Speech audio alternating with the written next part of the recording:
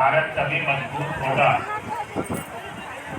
जब यहाँ रहने वाले सभी भाइयों, हमारे बहनों रोजगार के अवसर उपलब्ध होंगे और वह रोजगार काम करके अपने परिवार के आमदनी के साथ देश के आमदनी में इजाफा होगा और भारत आर्थिक रूप से मजबूत होगा। मुझे आश्चर्य होता है कि कैसे पीछे की सरकार ने ये स्वयं सेवक का एग्जाम लिया, परीक्षा लेने के बाद उनको नियुक्ति कार्ड दिया और कोई मानदेय निर्धारित नहीं किया और योजनाओं के पीछे प्रोत्साहन राशि, ये बात मुझे समझ में नहीं आती है कि कोई सरकार प्रोत्साहन राशि किसी को कैसे दे सकती। काम करवाएगी, किसी की नियुक्ति करेगी तो उसके बाद उसको वेतन देगा, उसको तनख्वाह देगा। ये 200 रुपए की प्रोत्साहन राशि दे करके काम करवाना यह संविधान के खिलाफ है, यह कानून के खिलाफ है। यह हमारे राज्य के पंचायत में रहने वाले नवयुवकों के प्रति शोषण है, उनका शोषण। जिन लोगों ने भी यह कानून बनाया उसने गैर कानूनी तरीके से राज्य में यह कानून बनाया। यह कानून ऐसा कदापि नहीं बन सकता कि हम किसी को परीक्षा लेकर के उसको वहां बहाल करें और उसको कोई वेतन नहीं दे, कोई मानदेय नहीं दे और यह कहें कि जब काम चलेगा तो प्रोत्साहन राशि मिलेगी।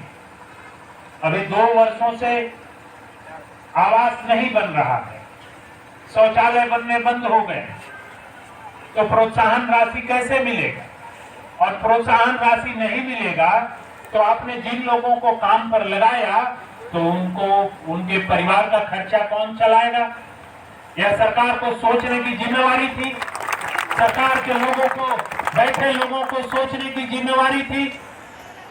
आज 15 से 18 हजार मेरे नौजुवक भाई और बहन सड़कों पर भिक्षाटन के लिए उतरे हुए हैं।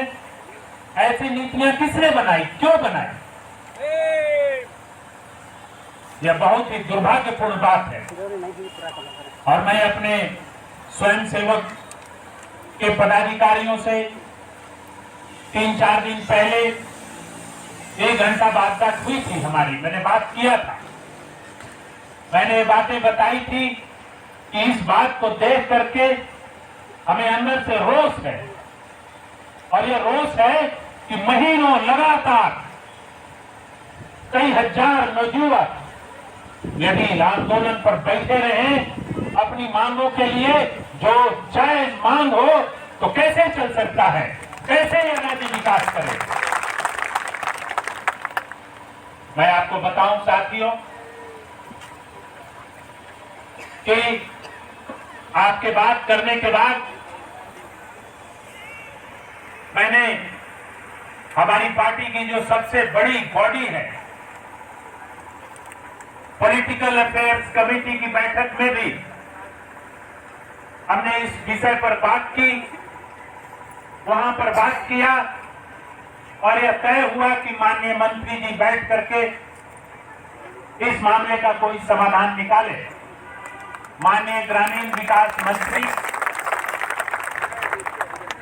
जी ने कल फिर टाइम दिया, हमारी आधा घंटा उनसे भी और उस विभाग के जो सचिव थे पदाधिकारियों के साथ आधा घंटा बात हुई।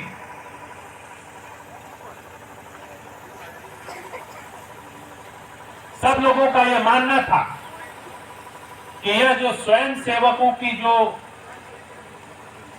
बहाली की गई है, जो इसके लिए बनाया गया है नियम, यह सरासर गलत था, न्यायपूर्ण था और राज्य के जनता के साथ धोखा था, राज्य के नौजुवानों के साथ धोखा था। और अब फिर से इनको कैसे काम दिया जाए, इनका समायोजन दूसरे कार्यों में कैसे किया जाए, इसके लिए माननीय मंत्री जी ने 15 अगस्त के बाद माननीय मुख्यमंत्री जी से मिल करके इस विषय पर चर्चा करेंगे और कोई न कोई रास्ता निकालेंगे, ऐसा उन्होंने हमें कहा। लेकिन साथियों, इस समायोजन जो आप लोगों का चाहे दूसरे विभागों में आपसे काम लिया जाए, राज्य के आप चाहे 9-10 विभागों का काम देखते थे, जिन विभागों का में समायोजन किया जाए या और भी दूसरी कोई प्रक्रिया, कोई व्यवस्था अपनाई जाए, सिर्फ इतना ही तक नहीं है। इससे आगे जो राज्य के हर जिलों में, हर पंचायतों में हमारे भाई नवयुवक रहते हैं, उनके लिए रोजगार की व्यवस्था कराना सरकारों का दायित्व है। हमारी बहनें जो घर में रह रही हैं, जो पंचायतों में रह रही हैं, उनकी ऊर्जा को निकाल करके लगाना और उनको 50% आबादी को हम घर में बैठा करके, और भारत को महान नहीं बना सकते, भारत को महान बनाने के लिए उनको घर से निकाल करके उनको काम देना होगा।